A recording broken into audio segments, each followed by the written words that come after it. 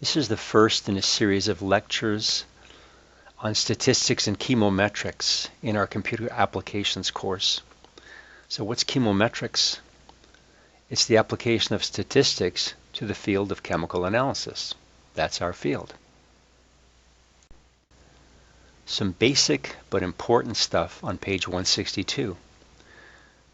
Error, uncertainty, and statistics. So every technologist routinely takes measurements and reports numbers as part of their daily work. In reality, no measurement is 100% accurate. There's always some uncertainty in a measurement. So broadly speaking, uncertainty can arise from two types of error or variation: random error and systematic error. What's the difference? Systematic error, also called determinate error or type B error. Here's an example. A balance consistently reads 0.1 gram too high. That will cause all mass readings to be too high. A thermometer consistently reads 1 Celsius degree too low and will cause all temperature measurements to be too low. And these are examples of systematic errors. They cause bias in the results. And so the results will be always slightly positive or always negative. And this type of error can be detected and eliminated, usually by standardizing instruments. The other type of error is called random or indeterminate or type A error. For example, the last digit on a sensitive digital thermometer that's immersed in an ice water bath will be unstable, yo-yoing around a central temperature value such as plus 0.2, 0.0, minus 0.1. This kind of indeterminate error can sometimes be minimized but never completely eliminated. When sufficient replicate readings are taken, the random nature of error is seen to follow a normal or Gaussian distribution, sometimes called a bell curve. So for example, here is data, percent ethanol by volume, measured in a wine sample by many students at the college. Here's the frequency distribution, how many times each reading was measured. Over a period of time on the same sample, the readings appear to be normally distributed. The normal distribution is really important, so let's look at it. This x-axis represents the number of standard deviations from the mean. So this represents the mean, and then each of these is one standard deviation away from it. It turns out that about 68% of all readings, or all the area under the normal distribution, fall within plus or minus 1 standard deviation of the mean. 95% of all randomly measured readings fall within plus or minus 1.96 standard deviations from the mean. 95.5% of all the area under the curve, or all readings, fall within plus or minus 2 standard deviations of the mean. 99% within plus or minus 2.58 standard deviations, and 99.7% of all readings fall within plus or minus 3 standard deviations from the mean. We use this so commonly, it's important that you're familiar with it. Many of our statistical tests that we apply to our data are based on and assume a normal distribution of data. But not all data fits a normal distribution, and there could be a couple of reasons for that. Perhaps there's bias or determinate error or variation in the data, as we mentioned. But it's also true that not all random data is normally distributed. Other distributions are possible, such as a rectangular distribution, a triangular distribution, and a log normal distribution. And some of these are described in the subsequent pages in the notes, and I'll leave it for you to read. Take a look at page 167.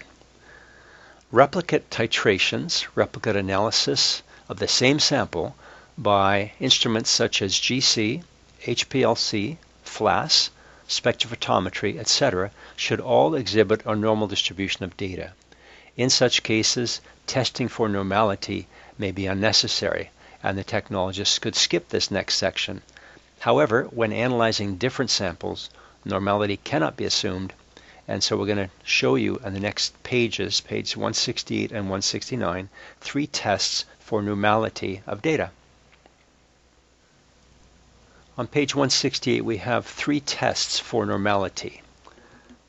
There's a Pearson index of skewness test, a skewness function, and a kurtosis normality test.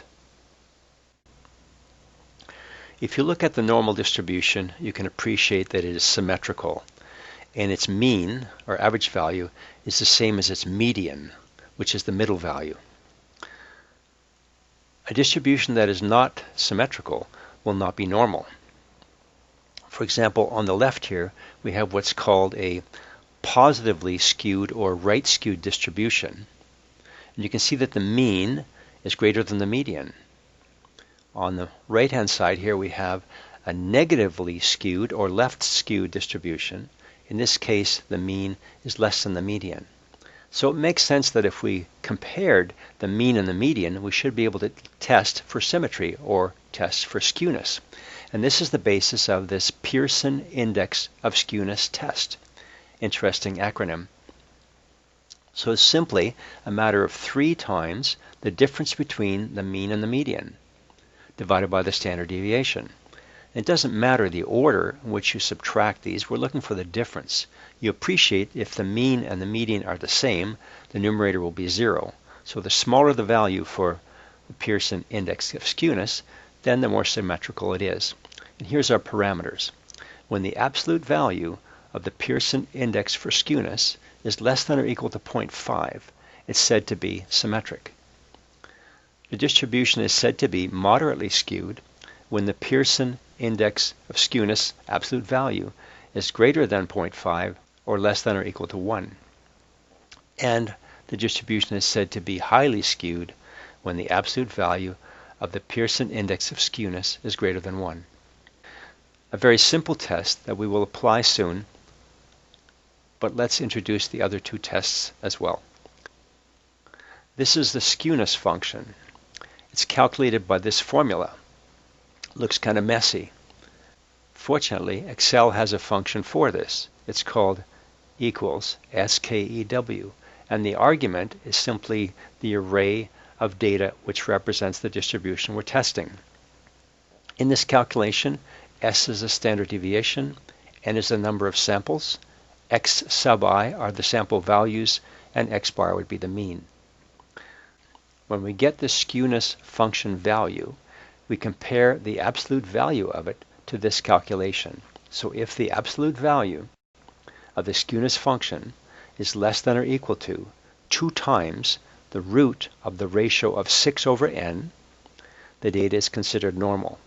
And this term, the root of the ratio of 6 over n, is called the standard error of the skewness, S-E-S-K, the standard error of the skewness. Here are some diagrams that illustrate. This distribution is said to have a skewness of 0.14.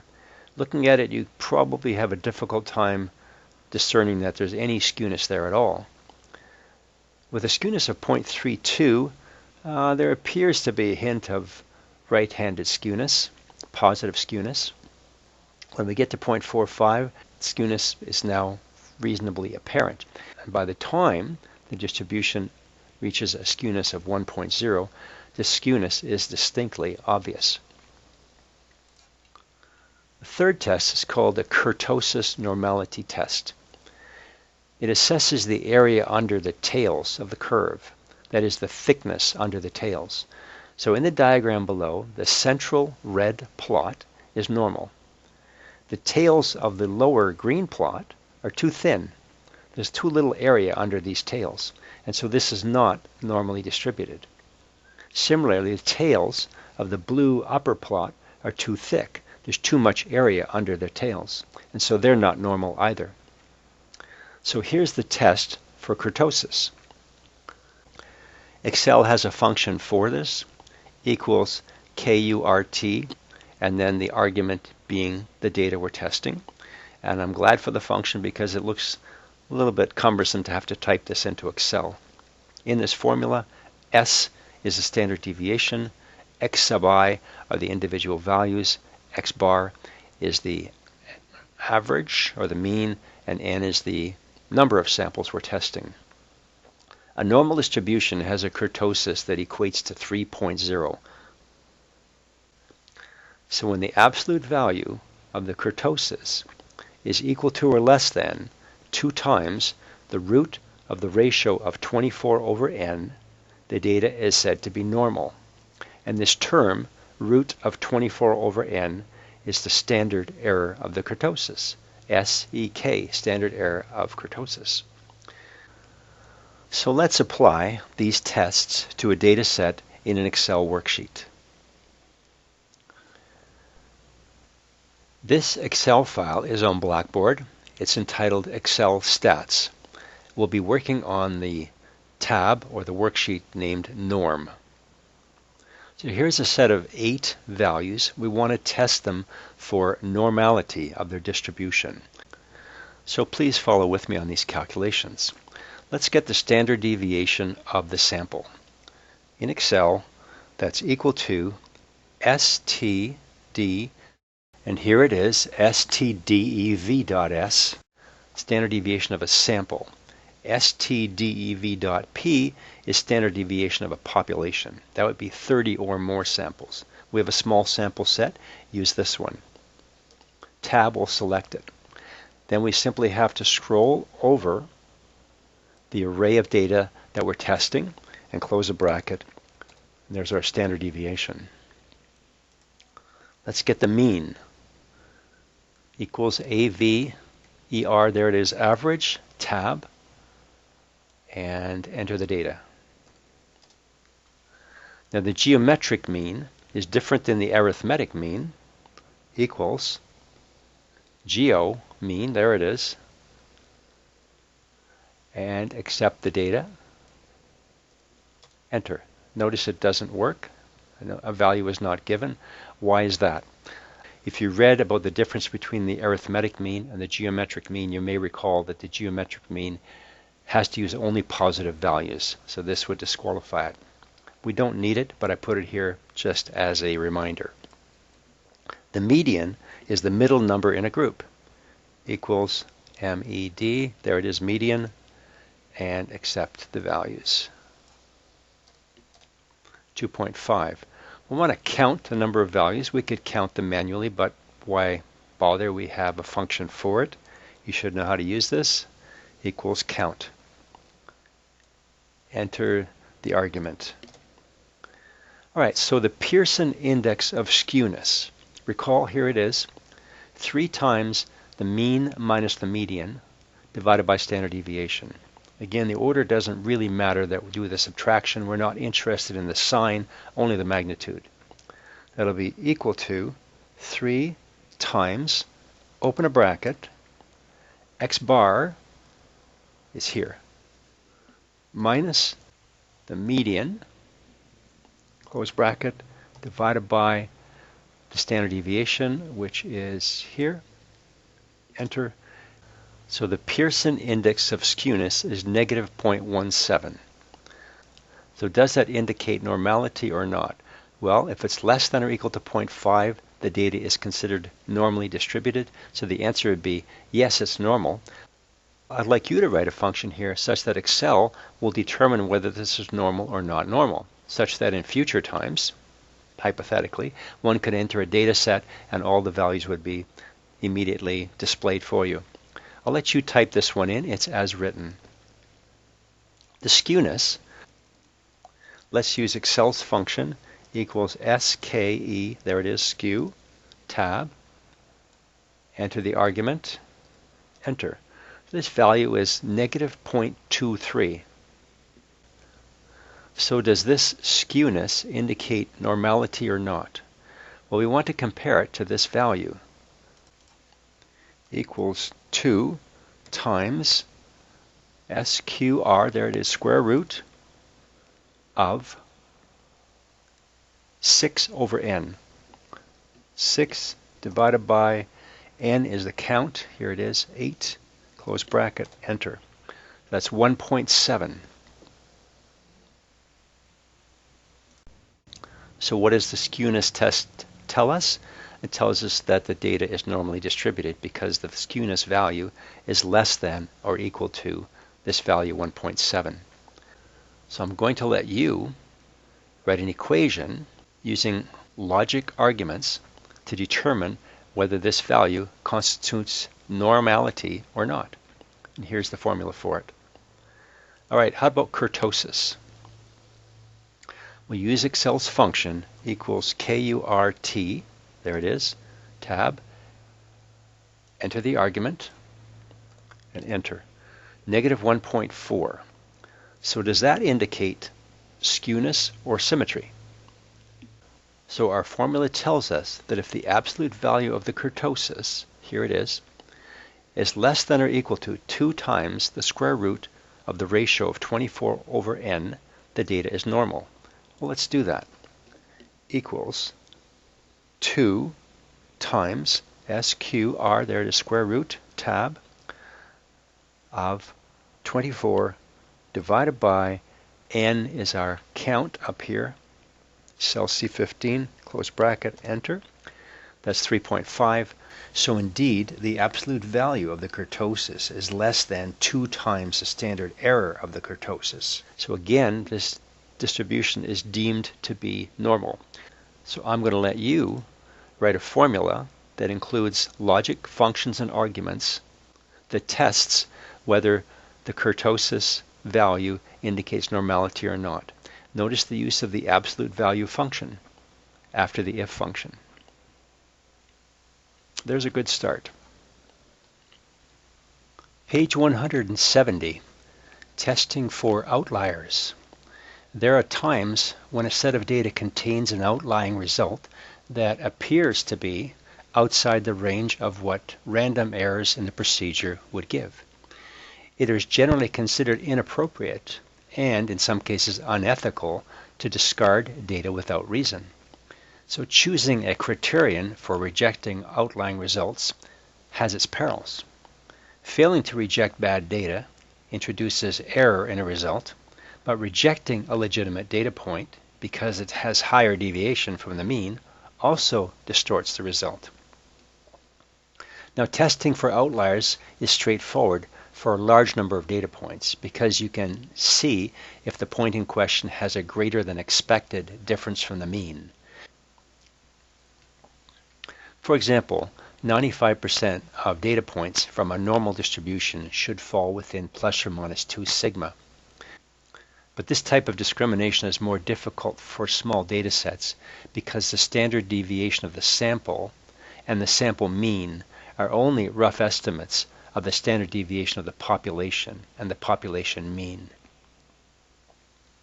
So here's the Dixon's Q-test, also called rejection quotient, for small normal data sets. So it's an easy method, testing for flyers in small data sets, typically less than 10 samples, that are normally distributed. The assays are arranged in decreasing or increasing order, and the difference, D, between the outlier and the nearest neighbor is divided by the total range of all the data. So here Q is equal to the absolute value of the difference between the outlier and the nearest neighbor divided by the total range. So you're going to get a fraction. You can probably appreciate, if you think about it, the closer this outlier is to the other data, the smaller will be the difference, and hence the smaller the fraction. The larger the fraction, the more likely the data point is an outlier and should be discarded. So we arrange the assays in increasing or decreasing order. We apply this Q calculation using the outlier, the one that has the largest deviation from its neighbor. So the highest and lowest data points are examined. It's because they're the farthest from the sample mean. If the Q calculated exceeds the corresponding Q value read from a table, we delete the data value and we recalculate mean, standard deviation, and coefficient of variance. So here's a Q table.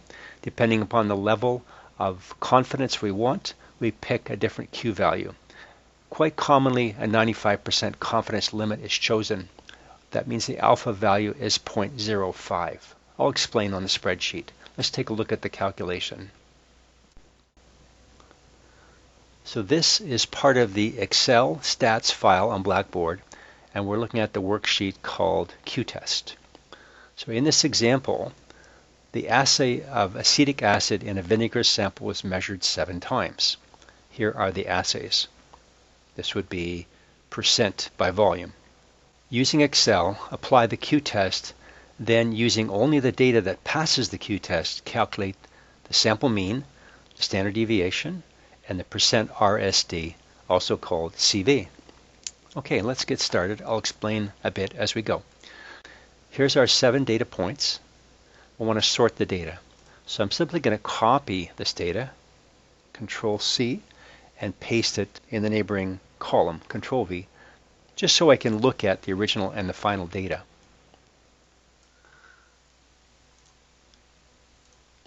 All right, we want to sort the data. So to do that, select the data, cells C3 to C9. On the Home tab, Sort and Filter, Custom Sort. No, we're not going to expand the current selection. We'll continue with the current selection. Now my data does not have headers, so unselect that. So it's only going to sort cells C3 to C9. Sort by column C, that's correct. I'll accept smallest to largest and say OK. Here the data is sorted.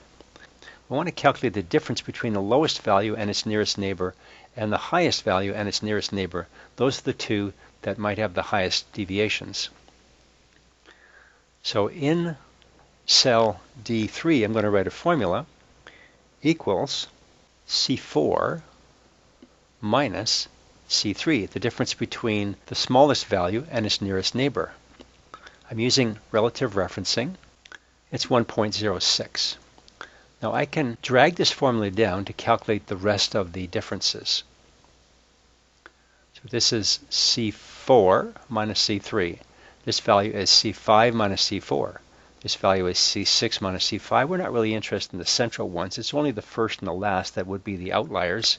So we're looking at the first value and the last value. And you can see that it's the first value that has the greatest deviation. Let's go ahead and calculate the mean of the existing data, and we will correct it later. That's our range. Say OK. Now we want the maximum value in the range. That'll max minus the min will give us the range. Equals max. Enter the argument. Close the bracket. The maximum value is 6.82. We see it here. Equals the min. Enter the range.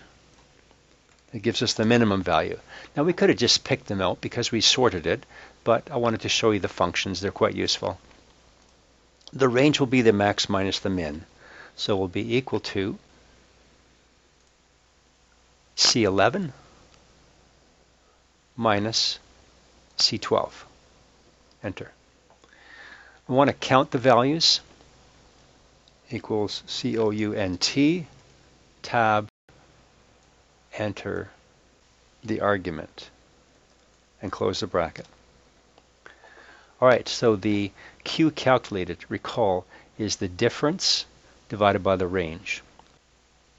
The difference up here is D3 equals D3 divided by the range, which is here in C13. Enter. So the Q calculated value is 0.57. Now let's compare our calculated Q value to the Q value in the table at the 95% confidence level. We could just look it up. For 7 samples at the 95% confidence level, the value is 0.568. But we do know how to use a lookup function, and that'll automate it. So let's do that. It'll be equal to VLOOKUP.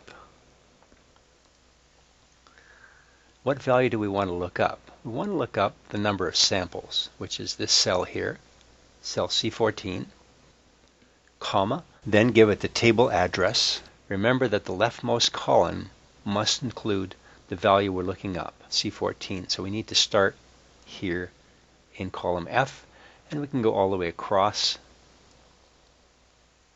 We don't need an absolute reference here because we're not going to drag this formula down.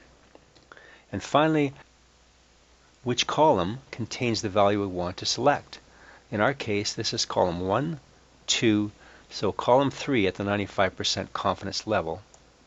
3, close the bracket, enter. That's the Q table value, and that's pretty interesting.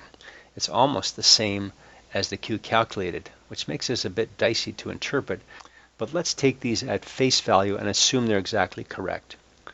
In that case, the calculated Q value is greater than the table value, which means we have to reject our lowest point. We can write a function for that. Equals if tab. The calculated value is greater than the table value. Then what? Reject. Otherwise, keep. Close bracket. So it's telling us we have to reject it. Having rejected it, we're going to calculate the standard deviation, and we'll calculate a new mean and a coefficient of variance based on the values we retain. Standard deviation is equal to stdev.s. There it is. Arrow key down until you get it. Tab to accept it. We want only the last 6 values. We're leaving out the first one. Standard deviation is 0.3. So our mean equals average.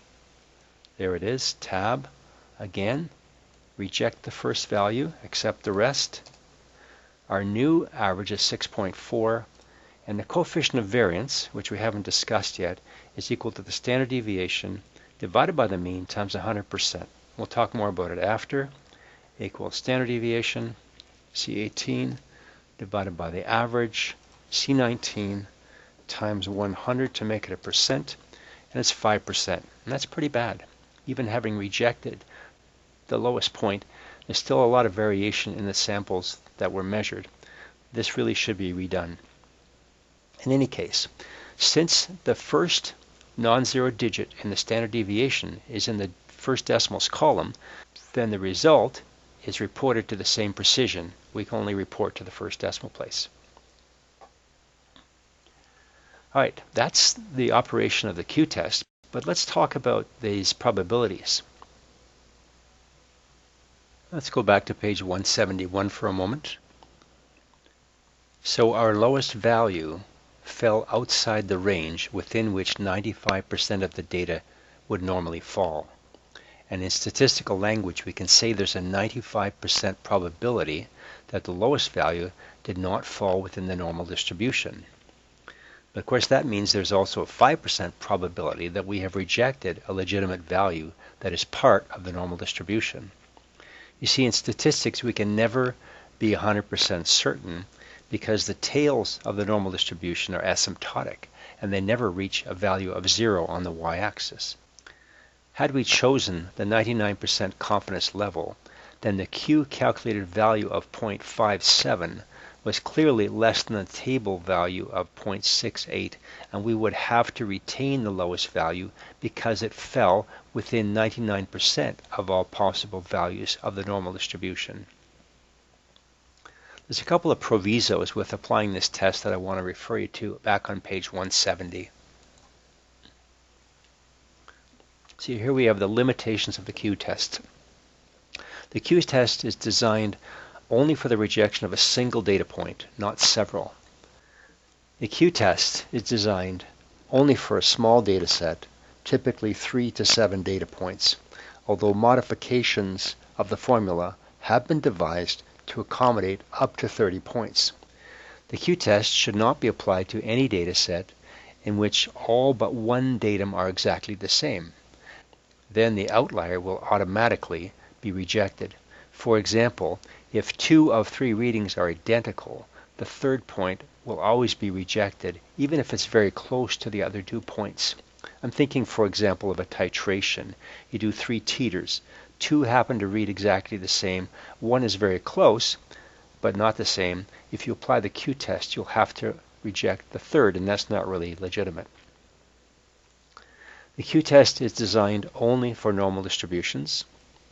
Apply the Q-test with caution, since there is a probability equal to alpha that the outlier is actually part of the distribution. Use experience and common sense as a practical basis for judging the fate of outliers. Now, the Q-test does not make use of all the available information because it only employs 4 values: the outlier, the neighbor, the max, and the min values. Now, what about these confidence limits and such? So, when we say 95% confidence level, we're saying a probability of 95%. It's often written as a decimal, 0.95. So that includes 95% of the data at 1.96 standard deviations from the mean, and that means that there's another 5% of the normal data that falls outside the range. And that's often also reported as a decimal, and it's called the alpha value. So an alpha value of 0.05 corresponds to a probability of 0.95 or a confidence level of 95%. If we're talking about the 99% confidence level, then the probability is 0.99 and the alpha value is 0.01 or 1 minus 0.99. And this occurs at plus or minus 2.58 sigma. We'll compare the Q-test with another test for outliers and see how they compare.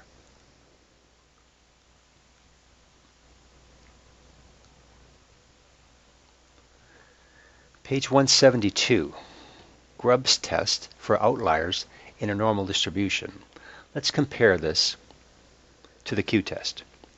So the Grubs test identifies outliers in a normal distribution by comparing the deviation of a suspect value, an outlier, from the sample mean rather than from the nearest neighbor. So it's outlier minus the sample mean rather than outlier minus the nearest neighbor. And they divide it by the standard deviation rather than the total range. So it's a similar idea. We get a value that's G calculated. Now, if G calculated is greater than a tabulated value, which we'll call G critical, usually at the 95% confidence level, then the outlier is rejected. Same principle as the Q-test. Unlike the Q-test, the deviation between the subsequent values is not required. And since this test is so simple to perform in Excel, one could simply apply the Grubs test to the highest and lowest values in the data set. Those are the ones that could be outliers. Anything toward the middle cannot be outliers. And these are easily identified using the max and min functions. Just remember that only one data point can be deleted per data set. The standard deviation would have to be recalculated to test a second suspect outlier. We're going to use the same data set as for the previous Q-test, but this time we'll use the Grubs test to check for outliers, and I want you to complete this exercise in Excel.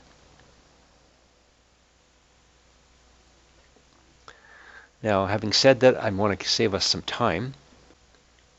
Here are the same 7 data points as previous.